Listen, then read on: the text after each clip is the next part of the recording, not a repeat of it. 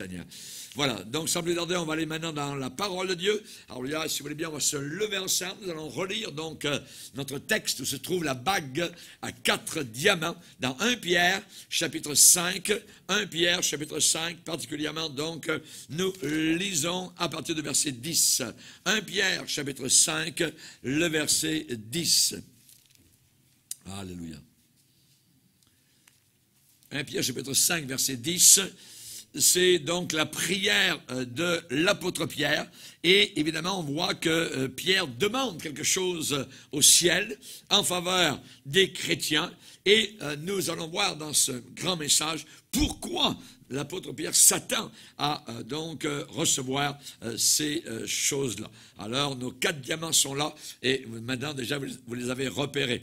Donc, Pierre demande en disant « Le Dieu de toute grâce » qui vous a appelé en Jésus-Christ à sa gloire éternelle, après, donc c'est le timing qui est là, après que vous aurez souffert un peu de temps, vous perfectionnera, c'est le premier joyau, vous perfectionnera lui-même, vous affermira, nous avons là le 2e diamant, le 3e, il va vous fortifiera, et le 4e diamant, c'est « Il vous rendra inébranlable.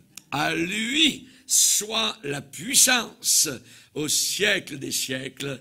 Amen. » Alléluia. Seigneur, merci pour ta grâce divine, Seigneur, qui repose sur nos cœurs et nos âmes, et combien nous te bénissons d'être au bénéfice, Seigneur, de ces choses merveilleuses qui ne sont pas montées au cœur de l'âme, choses que tu as préparées pour ceux qui t'aiment. Tu nous les as révélées par ton Saint-Esprit.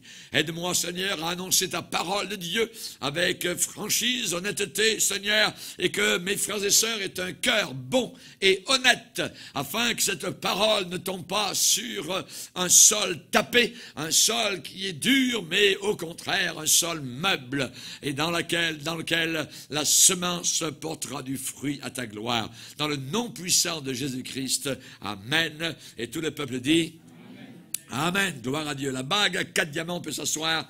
Alléluia. Gloire au Seigneur. On va se souvenir de ce verset-là. Je pourrais vous donner un devoir cette semaine, c'est d'apprendre par cœur. Voyez?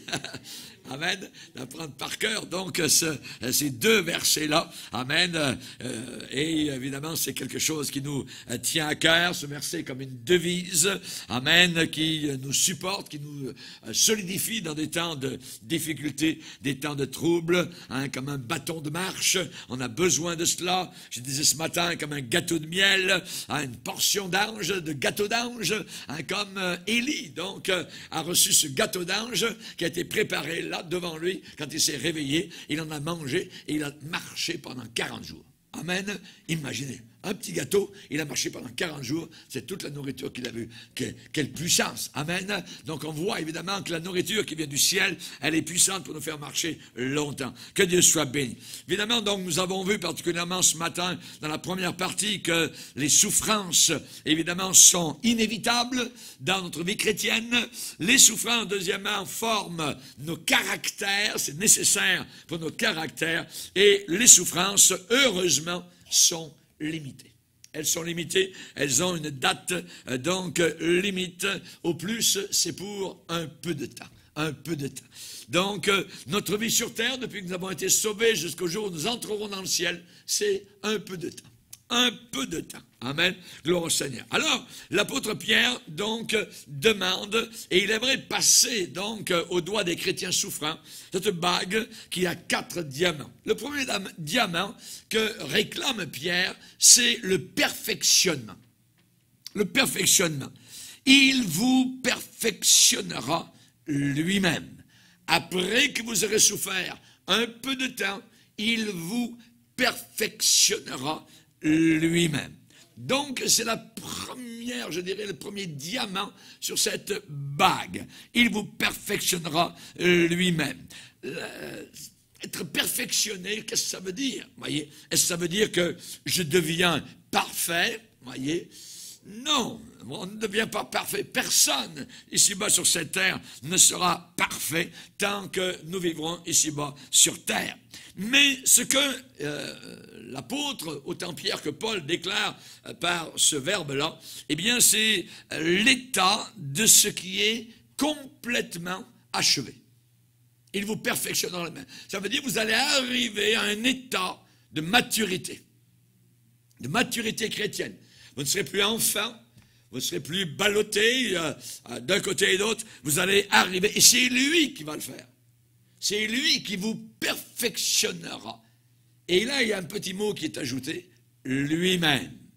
Ce qui veut dire, ce n'est pas moi particulièrement, oui, je coopère avec le Seigneur, mais c'est lui-même qui va donc me perfectionner. L'apôtre Pierre prie pour que Dieu nous rende parfaits.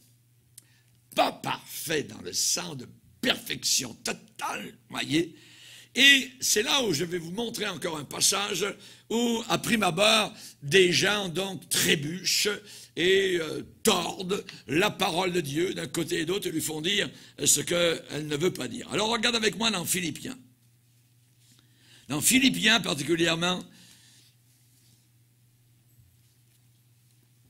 au verset 15, 3,15. Philippiens 3,15. Ici, Paul donc donne un qualificatif, il se le donne, ainsi que donc aux chrétiens mûrs, et il va dire au verset 15, 3,15, nous tous donc qui sommes parfaits. Ah, Paul est parfait. C'est bien écrit. Nous tous donc qui sommes parfaits, ayons cette même pensée. Oui.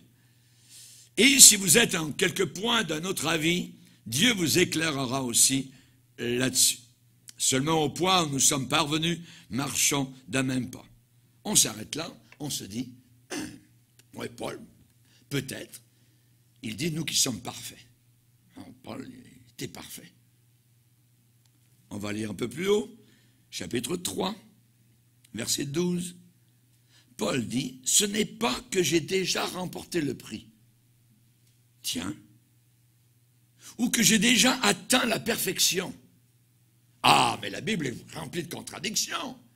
Ici, au verset 13, il dit qu'il n'a pas atteint la perfection. Et il dit au verset 15, nous qui sommes parfaits.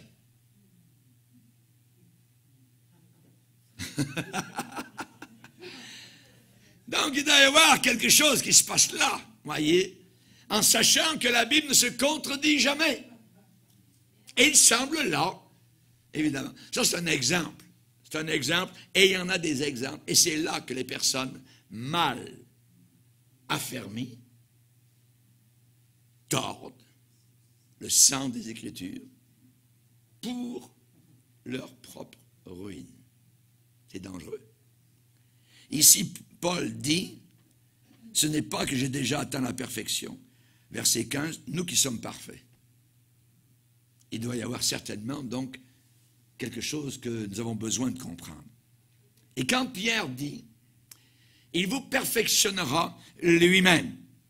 Donc Pierre prie pour que Dieu nous rende parfaits. Dieu nous perfectionne. C'est un diamant de très belle taille sur notre bague. Et c'est absolument nécessaire. Je dois être perfectionné. Ça veut dire quoi? Ça veut dire faire des progrès. Ça veut dire je ne suis pas arrivé. Nous ne sommes pas des arrivistes. Voyez? J'ai tout compris la Bible, je suis sauvé depuis 2 ans, 3 ans. Là, non. La Bible, c'est un océan. Vous arrivez sur une île et vous repartez de votre île au milieu de l'océan et il y a encore 10 000 kilomètres devant vous. C'est immense. Vous apprenez toujours. Toujours, toujours. Donc, il faut faire des progrès.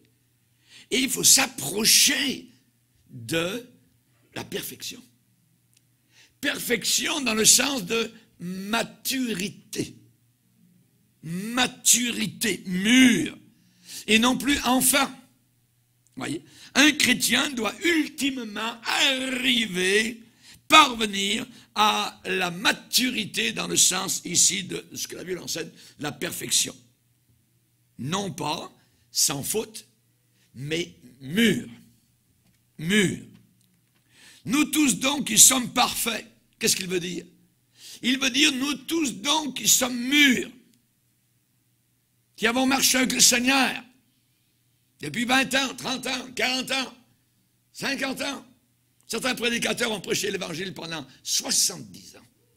Imaginez. C'est une sagesse, va dire l'apôtre Paul aux Corinthiens, que nous prêchons parmi les parfaits. Il le dit. C'est une sagesse que nous, prédicateurs, nous prêchons parmi les parfaits. Qu'est-ce qu'il veut dire? Est-ce qu'il veut dire que les Corinthiens étaient parfaits? Encore là, non. Relisez l'épître aux Corinthiens, vous allez voir, quand ils prenaient la Sainte Seine. Il y en avait qui étaient à moitié sous, d'autres faisaient ceci, d'autres étaient cela. Il y avait, dans l'église de Corinthe, il y en avait un qui avait pris sa mère dans son lit. C'est abominable. Et pourtant, Paul écrit aux Corinthiens, et il va leur dire, c'est une sagesse que nous prêchons parmi les parfaits. Ça veut dire ceux qui sont en train de mûrir, qui sont dans un état de maturité. Est-ce que vous avez jamais un jour fait un rêve? Vous avez fait un rêve et vos pensées s'envolaient, j'appellerais, dans le grand bleu, au grand large. Ouais. Et vous étiez en train d'étendre bien grand vos ailes, les ailes de votre âme. Et vous flottiez dans l'infini, vous voyez? Et tout ça, ces rêves-là regroupaient toutes sortes de choses étranges et en même temps merveilleuses. Et votre rêve est en train de se passer dans une splendeur surnaturelle. Et soudain, boum, vous êtes réveillé. Et dans les heures suivantes, vous regrettez. Oh, le rêve est fini. C'est merveilleux, j'étais en train de voler au-dessus de la ville, tout ça. Vous regrettez que votre rêve soit achevé. Oh non, voyez, ça soit terminé. Qu'est-ce qu'un chrétien s'il n'arrive pas à la maturité? Qu'est-ce qu'un chrétien qui n'arrive pas à la perfection, dans le sens de maturité? Eh bien, c'est un rêve non achevé. C'est un rêve non achevé, qui n'est pas achevé. C'était beau, c'était merveilleux, il semblait que la personne s'en allait, des progrès, tout d'un coup, bing, bang, boum, tout s'écroule. C'est pourquoi Paul va dire, laissant, délaissant, les éléments de la parole de Christ, ça veut dire les éléments, ça veut dire la base de la parole de Christ, les éléments, ce qui est élémentaire, vous voyez, l'école primaire chrétienne. C'est pourquoi, délaissant les éléments de la parole de Christ, tendons à ce qui est parfait, tendons à ce qui est mûr, progressons, allons de l'avant, vous voyez. Il faut, et Paul va reprendre les Corinthiens en disant, vous devriez en être à de la bonne nourriture solide, la viande, et je suis obligé de vous donner du petit lait. Oui. Donc, ils n'étaient pas véritablement en train de grandir, en train de mûrir, en train d'aller de l'avant. Et on sait, on a vu hier dans la parole de Dieu, donc à notre pique-nique chez Marie-Jeanne, particulièrement donc la parabole des semences qui tombent sur 4 terrains, et particulièrement la semence qui tombe sur le roc, eh bien, c'est ceux qui croient. Bravo, ils croient. Mais il est ajouté pour un temps. Donc, c'est possible de croire pour un temps. Et ensuite, pouf, on laisse tomber. On s'éloigne du Seigneur. C'est possible. C'est la semence qui tombe sur du roc. Et le Seigneur ajoute, la semence qui tombe sur les épines sont ceux qui ne portent pas de fruits à maturité. Leurs fruits n'arrivent jamais à une pleine maturité. Rappelez ce que Jésus a dit au jeune homme riche qui est venu vers lui, qui s'est agenouillé, même il a couru vers Jésus. Il est reparti, entraînant la patte dans la poussière, tout triste. Jésus lui a dit, si tu veux être parfait, ça veut dire si tu veux être mûr, vends tout ce que tu as, donne-le aux pauvres, viens et suis-moi. Jésus n'a pas demandé cela à tous, mais ce jeune homme-là a été pris par véritablement l'amour de l'argent. Et Jésus lui a demandé, évidemment, donc, de se déraciner de cette mauvaise plante empoisonnée. L'amour de l'argent. Si tu veux être parfait, si tu veux devenir mûr. Et on sait particulièrement que Jacques va dire qu'il faut que la patience, la persévérance accomplisse son travail afin que vous soyez parfaits, mûrs et accomplis sans faillir, sans échec, sans tomber en cours de route. Oui. On sait qu'à l'église de Sardes, le Seigneur est venu faire un petit tour et il a regardé un petit peu ce qui se passait dans l'église de Sardes et il leur a dit, je n'ai pas trouvé tes œuvres parfaites. Je n'ai pas trouvé tes œuvres mûres devant mon Dieu. Vous savez, nous avons connu, nous chrétiens, des choses merveilleuses que la terre n'aurait jamais connues si ces choses n'avaient pas été révélées à la chair et au sang par le Saint-Esprit. Ce sont des choses que l'œil n'a pas vues, que l'oreille n'a pas entendues, qui ne sont pas montées au cœur de l'homme, choses que Dieu a préparées pour ceux qui l'aime. Et il nous les a révélées. Révélées. Notez le verbe révéler. C'est une révélation que Dieu nous a accordée de connaître, de savoir, d'apprendre ces choses glorieuses. Et ce que Jésus a dit à l'apôtre Pierre, quand Pierre lui a dit, tu es le Fils de Dieu, il lui a dit, ce n'est pas la chair et le sang qui t'ont révélé cela, mais c'est mon Père qui est dans les cieux. Mon Père qui est dans les cieux. J'ai caché ces choses aux sages, aux intelligents de ce monde, mais je les ai montrées aux enfants. Il faut toujours rester, je dirais, dans cet esprit-là. Si les flots du péché, si les vagues du péché nous saisissent un jour, nous surprennent et nous engloutissent, avant la fin, il y aura des regrets éternels. Je dis bien des regrets éternels. Rappelez-vous le roi Saül, rappelez-vous Judas Iscariote. Ils ne l'ont pas vu jusqu'à la fin. Quand Jésus a dit, il y en a un parmi vous qui va me trahir, tous se sont dit, oh, est-ce moi Seigneur, est-ce moi, est-ce moi? Ils n'ont pas vu Judas. Ils ne l'ont pas vu du tout, du tout. Il a caché son jeu jusqu'à la fin. Jésus lui savait, mais il laissait faire. Regret éternel. Démas, regret éternel, par amour pour le siècle, pourri. Par amour pour la poubelle. Par amour pour le tas de fumier. Par amour pour la corruption. Il a prêché l'évangile, il a aimé le Seigneur, il a fait partie de l'équipe de l'apôtre Paul pour se retrouver en plein dans la boue dans les clubs de nuit de Thessalonique.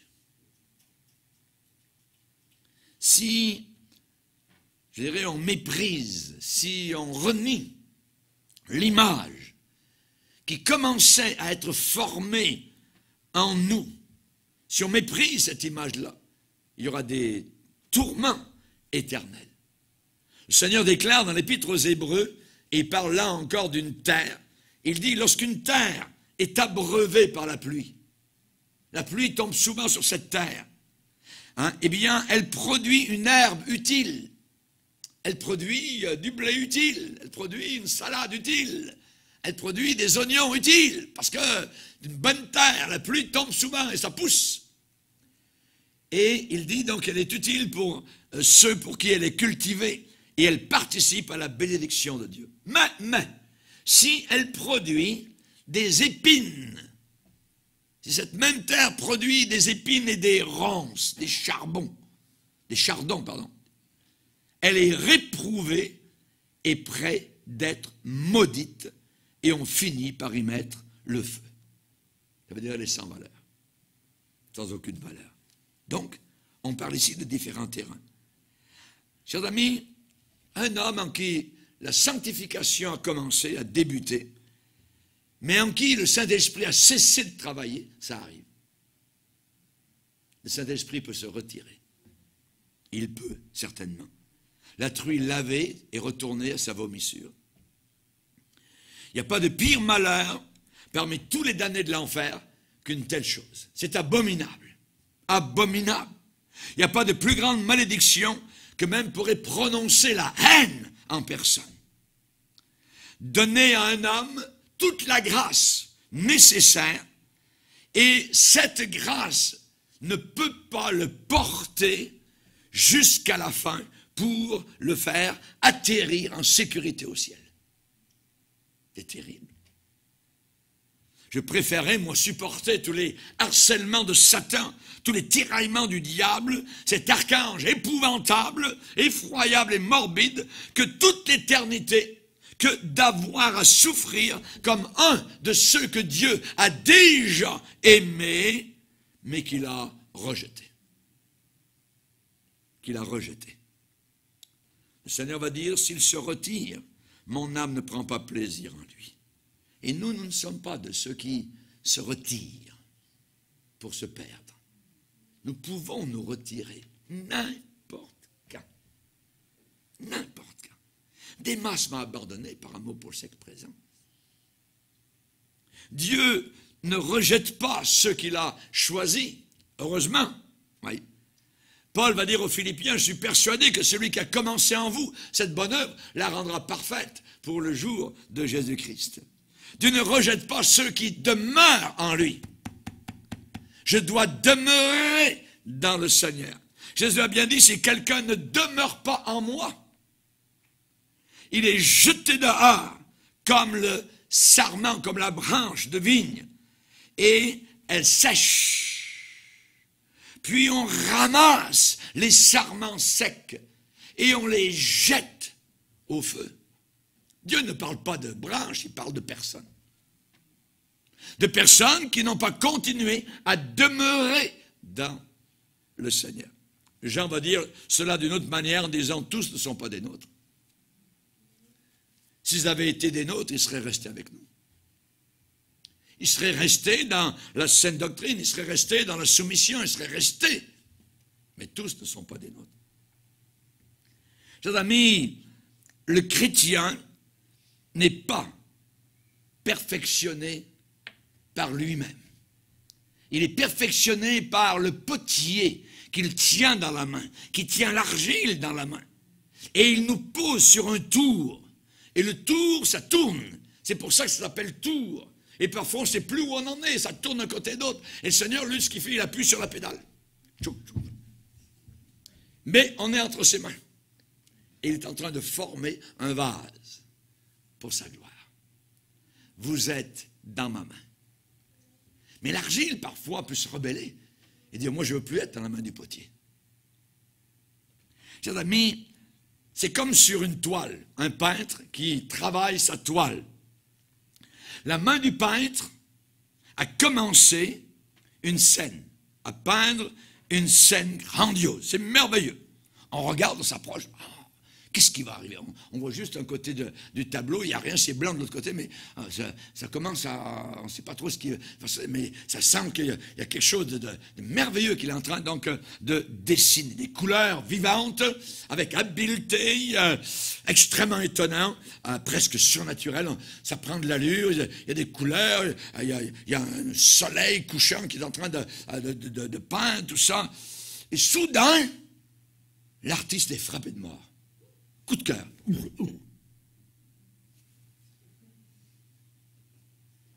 Oh, qu'est-ce qui arrive? La main qui faisait des quasi-miracles avec la toile, cette main vient de mourir. Pouf, le pinceau vient de tomber par terre. Sans vie. Sans vie. Évidemment, tous les gens font il avait commencé une belle toile. C'était boum. Oh, hélas. Hélas mon frère. Hélas ma sœur. Le peintre vient de décéder. Regarde, son pinceau est tombé par terre. La toile a commencé, mais il n'a pas eu le temps de la finir, de l'achever. Cet ami Jésus, lui, il a dit au Père, je t'ai glorifié sur la terre, j'ai achevé ma peinture. j'ai achevé l'œuvre que tu m'as donnée d'accomplir. Paul, à la fin de sa vie, pouvait dire, j'ai combattu le bon combat, j'ai achevé ma peinture, j'ai achevé la course, j'ai gardé la foi. Alléluia, gloire au Seigneur. Il va dire, je ne fais aucun cas de ma vie pourvu que je finisse ma peinture, que je finisse ma course. C'est comme un sculpteur. Le sculpteur, il a son ciseau, il a son marteau, et il travaille un morceau de marbre. Et il veut en faire sortir un visage de ce marbre-là. Et vous avez regardé, et vous avez contemplé, vous avez discerné l'habileté, évidemment, de ce maître sculpteur, et vous dites, ah, quelle merveille ça va être, qu'est-ce qui va sortir? Est-ce qu'il va sortir un David, un Moïse, de ça? Vous voyez, il a commencé à avoir des lèvres, des oreilles sur le côté, tout ça, il sculpte, vous voyez. Et soudain, il s'en va. Et ça reste là. La sculpture est laissée comme ça, inachevée. Un morceau d'oreille, un morceau de lèvres qui est là, mais c'est terminé. C'est terminé. Pouvez-vous imaginer que Dieu commence à sculpter dans nos vies un être parfait, mûr, et ne pas le compléter, et ne pas le finir, ne pas l'achever. Pouvez-vous imaginer que la main de la sagesse divine fasse avec le pinceau l'esquisse d'un chrétien sans remplir les détails sur la toile? Non. Dieu nous a pris dans la carrière de ce monde. Il nous a pris pierre brute, vous voyez, dans la carrière. Et il a commencé à travailler sur nous. Il a pris son marteau, il a pris son ciseau. Il a commencé à œuvrer. Sa sagesse est infiniment variée. Sa grâce est merveilleuse. Tu es le potier, je suis l'argile. Tu es le sculpteur, c'est moi, la pierre, le marbre. Est-ce qu'il va laisser ses œuvres non finies? Est-ce qu'il va laisser sa peinture non achevée? Y a-t-il un petit point, y a-t-il un petit grain dans toute sa création autour de nous que Dieu ait commencé à accomplir sans pouvoir l'achever? Non, tout est complet. Et Dieu vit que cela était bon. Et quand il a créé l'homme, il vit que cela était très bon. Très. Il a ajouté cette expression. A-t-il créé un ange déficient?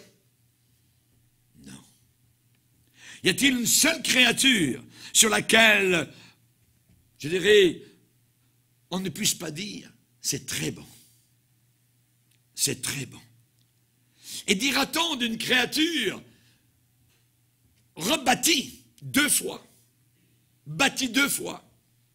Voyez, le Saint-Esprit a commencé à œuvrer dans le cœur de cet homme, cette femme, mais l'homme a été plus fort que le Saint-Esprit.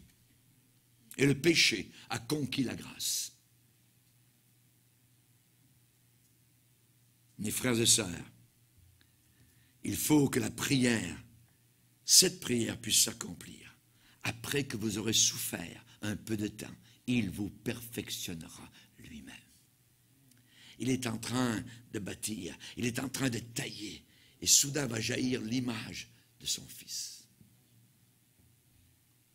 Vous ne pouvez pas être perfectionné autrement que par le feu de l'épreuve. Il n'y a rien d'autre qui va y faire.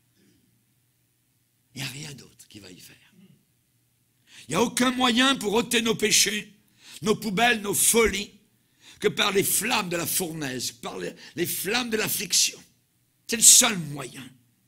La folie est tellement liée à nos cœurs, tellement enfants de Dieu, que rien sinon la verge de Dieu pour se faire sortir, pour enlever, pour ôter, pour nettoyer cela. C'est par les bleus des blessures que le cœur est rendu meilleur. Par les bleus des blessures. Est-ce que le Seigneur vous a battu dernièrement? Il le fait. Nous avons encore l'idée d'un Dieu Père Noël. Ouais. Parfois, il prend, je dirais, le bâton. Il nous casse une patte. Les épreuves nous raffinent. Nous raffinent. On devient pur, on devient saint, on est purgé. Si vous avez quelque chose qui va mal dans l'estomac, parfois on prend une purge. Dieu veut nous raffiner. Et on peut se tenir devant la face de Dieu, délivré de la corruption intérieure. La Bible dit le feu du raffineur. C'est l'expression qui est employée dans un prophète où il est dit que le Seigneur sera comme le feu d'un raffineur. Nous avons à Montréal des raffineries de pétrole. Quand j'étais marin, nous transportions du pétrole brut. Ça pue, c'est abominable, c'est noir, voyez, c'est collant, c'est terrible. Qu'est-ce qu'on fait avec ça? Est-ce qu'on met ça dans nos réservoirs? Jamais de la vie. Vous allez boucher tout votre moteur. Ça va être terminé. Donc, il faut que cela soit amené à la raffinerie. Ça rentre par les gros tuyaux noirs, boueux. C'est tiré du fond de la terre. Et ça ressort de la raffinerie avec le beau petit camion rempli d'essence toute blanche. Ça a été raffiné.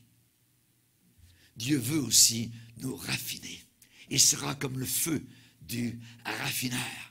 C'est la raison pour laquelle dans les raffineries, vous avez toujours des grandes flammes de feu au-dessus. Ils ont un processus par une sorte d'alambic. Hein, ça passe d'un côté et d'autre, ça brûle, tout ça. Hein, c'est épuré, ainsi de suite. C'est raffiné. Et nos vies ont besoin d'être raffinées. Vous prenez des betteraves. Les betteraves, on pile ça, là, et c'est une sorte de jus tout jaune, tout ça. Mais avec ça, on fait du sucre. C'est raffiné. Imaginez, de betterave à sucre. Nous, c'est la même chose. Dieu veut nous raffiner. Il veut nous raffiner. Raffiner, ça veut dire se débarrasser de nos impuretés. Ça veut dire rendre plus fin. Raffiner. Il y a le mot fin. Raffinerie. Rendre plus fin, rendre plus pur. Ça veut dire traiter comme un produit pétrolier pour le transformer, le fractionner, le purifier. Et Paul va dire, soyez transformés par le renouvellement de l'intelligence. Passez à la raffinerie du Seigneur. Passez par la raffinerie du Seigneur. Tous nos espoirs sont en Dieu. Si vos espoirs sont en vous-même ou dans les hommes ou dans un tel ou un tel, vous êtes finis. Si on est bien disposé, obéissant, eh bien Dieu lui-même sera responsable pour tout le reste. Il vous perfectionnera lui-même. Il vous raffinera lui-même. Il fera en sorte que sa volonté à lui œuvre en vous, sans aucun empêchement de votre part. Que ta volonté soit faite. Que ta volonté soit faite. Non pas la mienne, Seigneur. Et je sais que ta volonté, elle est bonne, elle est agréable, elle est parfaite. Parfaite. Ça, c'est le premier diamant. Il vous perfectionnera lui-même. Le deuxième diamant sur la bague, Pierre va dire, il vous affermira. Il vous affermira. Combien on a besoin de cela aujourd'hui? Être rendu ferme. Amen. Ça sert absolument à rien d'être perfectionné si je ne suis pas affermi. Si le Seigneur me perfectionne, mais je ne suis pas affermi. Voyez? Je ne suis pas établi. Je ne suis pas sur des fondations solides. Je ne suis pas fondé solidement. Paul va dire, le solide fondement de Dieu reste debout avec ces paroles qui lui servent de sceau. Deux paroles. Le Seigneur connaît ceux qui lui appartiennent. Et deuxième parole, quiconque prononce le nom du Seigneur, qu'il s'éloigne du péché. Qu'il s'éloigne du péché. Chers amis, que ça veut dire être affermi? Ça veut dire être rendu plus ferme. Ça veut dire être rendu plus solide. Plus solide. Vous savez, vous avez déjà vu l'arc-en-ciel. Je ne parle plus des homosexuels, mais le vrai. L'arc-en-ciel. C'est magnifique. Je me rappelle un dimanche matin, en revenant de mon temps de prière, j'arrive en face de la maison où nous habitions, et mes amis, je me suis arrêté. que c'était beau. Il y avait un arc-en-ciel qui était là, dans le ciel, avec toutes sortes de couleurs. Oh, j'ai regardé, j'ai dit, Seigneur, que c'est magnifique. Que c'est magnifique. C'est toi qui fais des choses semblables. C'est glorieux. Les couleurs, évidemment, sont teintées évidemment, de toutes les... Il y a du rouge, il y a du jaune, il y a du vert, il y a du bleu. C'est magnifique, vous voyez. Et on l'a vu souvent et souvent. Et quand je suis en avion, ce qui est merveilleux, c'est que l'arc-en-ciel, il n'est pas comme ça, mais on le voit complètement tout rond. Cercle complet, quand on est au-dessus de la terre. Mais quand on est sur la terre, ça part d'un côté et ça s'en va donc, ça fait un arc. Arc-en-ciel. Le problème avec l'arc-en-ciel, c'est qu'il n'est pas affermi. Il est posé sur rien. Et on regarde. Ah, oh, ah, ah. Et après, oh, oh, il est parti. Il n'est plus là. Oh, comme j'aurais voulu qu'il reste. Voyez. Mais il a disparu. Il a disparu. Les belles couleurs, maintenant, laissent place aux nuages. C'est transitoire, c'est passager. C'est comme après un feu d'artifice, il faut rentrer à la maison. Oui. Et c'est comme descendre de la montagne de transfiguration. Là-haut, en haut, on veut rester sur la tente. Seigneur, on va planter des tentes, c'est trop merveilleux, je ne veux pas redescendre dans la vallée là-bas. Mais il faut redescendre. Et je peux imaginer l'apôtre Pierre en train d'être pris par tout ce qu'il vient de voir là-haut. Il a vu Moïse, Élie qui sont apparus, Jésus dans une gloire inimaginable. Et soudain, il pense à tout ça, et boum, il rentre son pied dans une pierre, pouf, il fait une chute en avant, il se brise le nez, le sang lui coule, il retombe sur la réalité. Nous aimerions rester dans les arcs-en-ciel, vivre dans les nuages. Mais hélas, il faut redescendre dans la vallée. Là-bas, il y a un père qui a un besoin, il y a un garçon qui est tourmenté par le diable, il y a des choses à faire, voyez. L'arc-en-ciel. L'arc-en-ciel, il est très beau, mais il n'est pas affermi. Soudain, il n'est plus là. Il n'est plus là, il a disparu.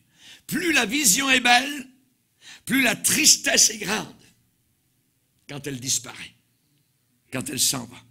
Il ne reste plus rien que de l'obscurité. Vous savez, un souhait nécessaire pour le chrétien, c'est absolument d'être affermi. D'être affermi.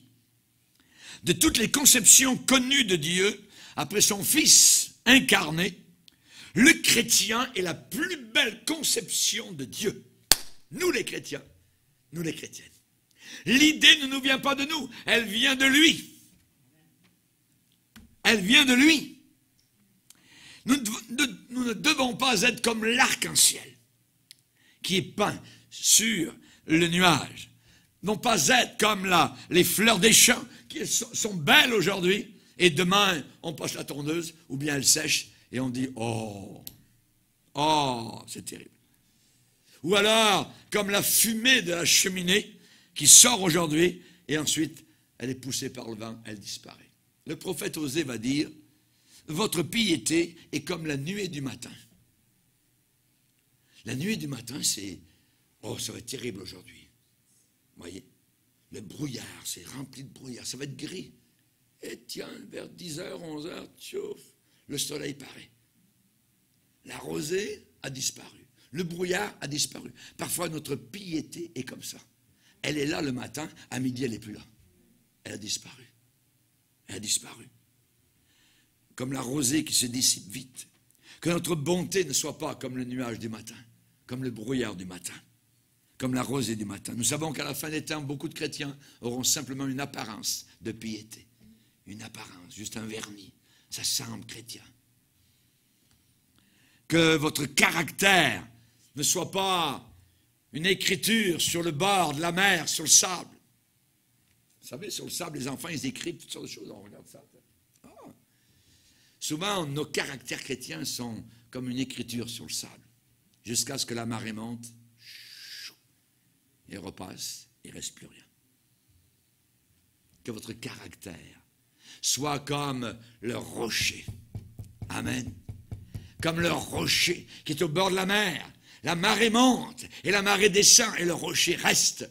Que votre caractère soit comme une inscription, une gravure sur, non pas du sable, mais sur le rocher. Que votre foi soit faite de granit. Elle pourra rester, elle pourra durer, endurer au travers du feu terrible qui va consumer le bois, le foin, le chaume de l'hypocrite qui dit mais ne fait pas. Ce ne sont pas ceux qui disent Seigneur, Seigneur, mais ce sont ceux qui font, qui mettent en pratique la parole de Dieu. Être affermi, c'est une chose qui reste, c'est une chose qui demeure.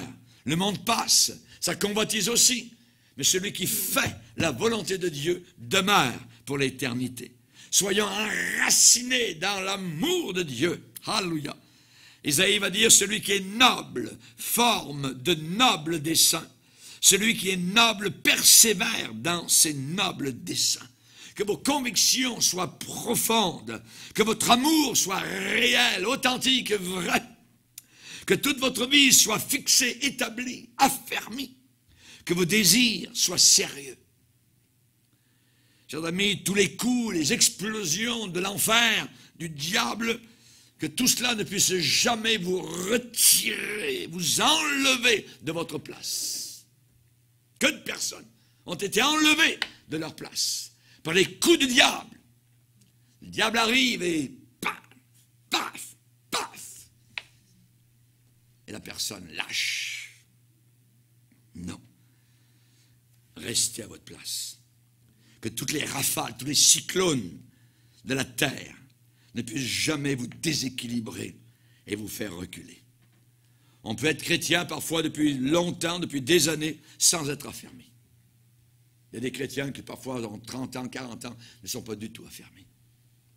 Pas du tout affermis. Il faut que nous ayons la sagesse de Dieu. C'est Élihu qui, après les 3 amis de Job, l'a rencontré et a fait cette déclaration, je suis jeune, vous êtes des vieillards, j'ai craint, j'ai redouté de vous faire connaître mes sentiments. Et je disais en moi-même, les jours, le nombre des années va parler. Mais en réalité, dans l'homme, c'est l'esprit, c'est le Saint-Esprit, c'est le souffle du Tout-Puissant qui donne l'intelligence. Ce n'est pas l'âge qui procure la sagesse, ce n'est pas la vieillesse qui rend capable de juger. Il y a des vieillards qui sont complètement insensés aujourd'hui. On penserait trouver une sagesse. Non, aucune sagesse. Aucune sagesse. Si quelqu'un manque de sagesse, qu'il la demande à Dieu. Seigneur, j'ai besoin de ta sagesse. C'est ce qu'a demandé Salomon au début de sa royauté. Dieu lui l'a accordé. Mais ensuite, il a mis de côté ça. Et est devenu insensé. On peut être chrétien depuis longtemps sans avoir appris grand-chose à l'école de l'expérience. Beaucoup aimeraient aujourd'hui ravoir les occasions qu'ils ont laissées passer au travers de leurs années. Que les anciens ne doutent pas, que ceux qui ont des années dans le Seigneur ne doutent pas, qu'ils ne soient pas ballottés par le diable. Dieu a-t-il réellement dit ça? Oui. Non, non, non. Sinon les bébés en Christ vont vous regarder, vont dire, ah ouais, c'est ça. Il est ballotté. Un jour il croit ça, le lendemain il croit ça. Et les bébés en Christ, eh bien, vont être totalement débalancés. Ils vont être vexés. C'est-à-dire, recevez mes instructions. Allez de l'avant vers quelque chose de plus haut. Vos cheveux peuvent avoir blanchi sous le soleil divin. Alors pourquoi ce même éclat ne brille-t-il pas dans votre regard, dans vos yeux? Soyez en sécurité avec le Seigneur. Avec le Seigneur. À celui qui est ferme dans ses sentiments. Tu assures la paix, parce qu'il se confie en toi. Reposez-vous sur le rocher des siècles. Ceux qui se confient en l'Éternel sont comme la montagne de Sion. Elle ne chancelle pas, elle est affermie pour toujours. N'oubliez pas que dans la Bible, il y a des points difficiles à comprendre. Dans la Bible, il y a des points difficiles à comprendre. Si vous n'arrivez pas à comprendre, laissez faire. Mais ne dites pas, moi j'ai compris autre chose que le pasteur. Attendez 2 minutes. On connaît le canon des Écritures. On connaît le canon doctrinal. Et Dieu ne peut pas vous donner une révélation différente des Écritures. Moi, je trouve autre chose. Ah ouais? Fais attention, parce qu'il y a des points difficiles. Et c'est la raison pour laquelle les pasteurs sont là, pour que nous ne soyons pas emportés à toutes sortes de vents doctrinaux. Des points difficiles. Ce n'est pas des points faciles. Ce sont des points difficiles à comprendre et dont les personnes ignorantes et mal affermies tordent le sens comme celui des autres Écritures.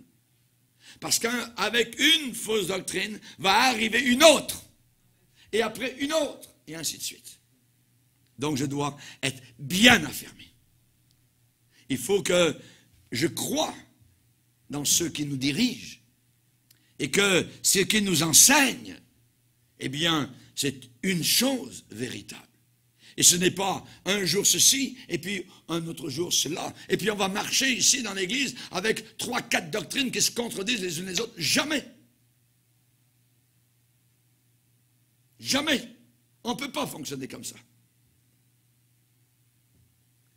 Chers amis, vous ne pouvez pas périr, parce que la Bible dit que ces gens-là tordent le sens des Écritures pour leur propre ruine. Parce que derrière cela, il y a un esprit diabolique. Il y a un esprit de Corée. Corée s'est levé et il a fait des amis avec lui. Et un jour, ils sont allés voir Moïse. Moïse, tu t'élèves au-dessus de nous, Dieu parle aussi par nous, ainsi de suite. Ah ouais, Moïse a dit, on va aller en parler au Seigneur. Dieu a dit, éloignez-vous de ces gens-là. Tout le peuple sont éloignés. Et Dieu a ouvert la terre sous leurs pieds. Ils sont tous descendus. Moïse, tu n'es pas le seul. Chers amis, nous ne sommes pas les seuls. Dans le monde entier, il y a des milliers de véritables pasteurs qui ont un code doctrinal qui est le même que nous croyons. Et nous avons besoin d'être affermis. Et si je ne sais pas, alors je vais voir l'autorité compétente pour essayer de comprendre. Mais quand quelqu'un arrive et dit non, moi c'est le Saint-Esprit, je suis convaincu comme ça, à ce moment-là, il n'y a plus rien à faire. Est-ce que je dois m'en aller, pasteur? Je réponds oui. Parce qu'on ne peut pas arriver avec deux choses dans la même assemblée. C'est impossible. C'est impossible. David a dit, il a dressé mes pieds sur le roc. Sur le roc. Ça fait 20 siècles qu'on connaît. Ce n'est pas uniquement depuis 1800 et tout ça qu'on a découvert différentes choses, non. C'est enseigné depuis 2000 ans, ce livre.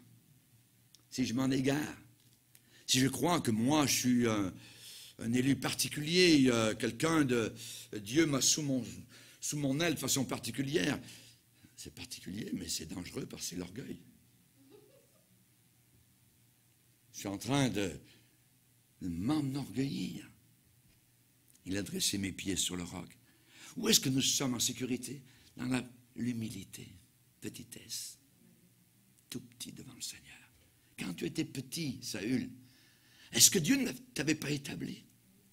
Quand tu as commencé à devenir orgueilleux, tu as pensé que toi, bien, tu pouvais maintenant offrir des sacrifices à Dieu alors que c'était réservé aux sacrificateurs. Quand tu as commencé à dire, oui, c'est très bien, le butin, tout ça, Samuel a dit de tout tuer. Mais il y a des belles vaches grasses ici, il y a tout ça.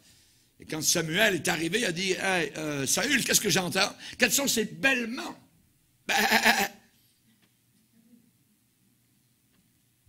Et là, à partir de là, Dieu lui a dit, Dieu a choisi quelqu'un de meilleur que toi. Ah, couteau, de meilleur que toi. C'est vrai que ça ne puisse jamais nous arriver. Donc faire attention, très attention. On peut obtenir cette bénédiction uniquement après avoir souffert un peu de temps. Un peu de temps, un peu de temps. être affermi, être perfectionné. Et on ne peut être affermi que seulement après avoir souffert. On ne peut pas échapper à ça. On ne peut pas échapper à ça. Et nous serons très bien enracinés seulement si les vents d'automne, de printemps, de mars, si les vents glacés d'hiver, eh bien, ont soufflé sur nos vies. Vous avez vu ces arbres, voyez, un jeune chêne ne peut pas s'attendre à lancer ses racines aussi profondément que le vieux chêne. C'est impossible. Regardez le vieux chêne, arrêtez-vous à son pied. Regardez les entrelacements des racines, ces nœuds, ces contorsions des branches, ces enchevêtrements, ces étranges torsions, cet enroulement de racines, de tortillons, tout ça, dans les branches. Pourquoi a-t-il cela, ce vieux chêne? C'est parce que sur lui sont passés de nombreux orages qui ont soufflé sur le vieil arbre. Beaucoup de tempêtes, beaucoup de tornades ont essayé de l'abattre. Et tous ces nœuds que vous voyez dans son tronc, dans ses branches, eh bien ces nœuds, ces contorsions sont des indications des profondeurs vers lesquelles ses racines ont plongé. Il a plongé ses racines profondément. Et quand le bûcheron arrive avec sa hache, eh bien, ce chêne est en train de lui parler et de lui dire, « Hey, bûcheron, est-ce que tu veux t'attaquer à une montagne? Tu veux essayer de détruire mes racines? Tu n'y arriveras pas. » Et nous connaissons le bûcheron appelé Satan. Nous avons besoin d'être plantés comme un arbre près d'un courant d'eau. La partie invisible, c'est la partie la plus importante. Les racines. Les racines, on ne les voit pas. On ne les voit pas. Vous avez déjà vu, après une grande tempête, un arbre est tombé. Gros arbre. Et les gens sont passés devant avec leur voiture et ont dit, « Oh, regardez, le tronc est creux. Ça fait longtemps, les bébites étaient à l'intérieur en train de le manger. » Est-ce que nous avons des bébites qui sont en train de nous manger, qui sont à l'intérieur? Il a tenu jusqu'à plusieurs orages, mais un beau jour, il y a un orage qui est arrivé plus fort qu'un autre, paf! Et la réalité a été visible. Quand j'étais à l'école biblique, j'ai eu... il y avait un grand monsieur. Il jouait du violon. C'était un enseignant magnifique, tout ça. Il y avait juste un problème. C'est qu'un jour, il est arrivé à son église à Montréal avec un œil au beurre noir. Il a dit à l'assemblée, je me suis frappé contre une porte en sortant. C'était trop vite. C'était pas ça, sa femme. Paf! Pourquoi? Parce que monsieur, le grand pasteur, le grand directeur d'école biblique, avait des relations avec une étudiante de l'école biblique. Le grand arbre est tombé. Il était pourri à l'intérieur. Dans la salle de prière de l'église, il était là. Il est venu pendant que j'étais à genoux un jour et il a tapé sur mon épaule. Je l'ai regardé. Il m'a dit, toi, t'es mieux de te taire. Ferme-toi là. Ah, ouais. Ah, chers amis, nous avons besoin de faire très attention. Nous avons besoin de ces, je dirais, tempêtes où nous résistons. Il est comme un arbre planté près d'un courant d'eau. Les justes croissent comme le palmier, ils s'élèvent comme le cèdre du Liban. Ils sont plantés dans la maison du Seigneur. Ils ne sont pas assis, ils sont plantés. Es-tu seulement assis? Le diable va arriver, il va arriver vers ta chaise, il va t'envoyer contre le mur. Il faut être planté dans la maison de Dieu, planté, avec des racines. Le souhait de l'apôtre Paul aux Thessaloniciens est celui-ci, que notre Seigneur lui-même et Dieu notre Père, qui nous a aimés, console vos cœurs et vous affermisse en toute bonne œuvre. Ce soir, nous avons vu les 2 premiers diamants. Dimanche prochain, nous verrons les 2 autres qui manquent sur notre bague. Et on veut la bague complète. Amen. Baissons nos têtes et prions le Seigneur.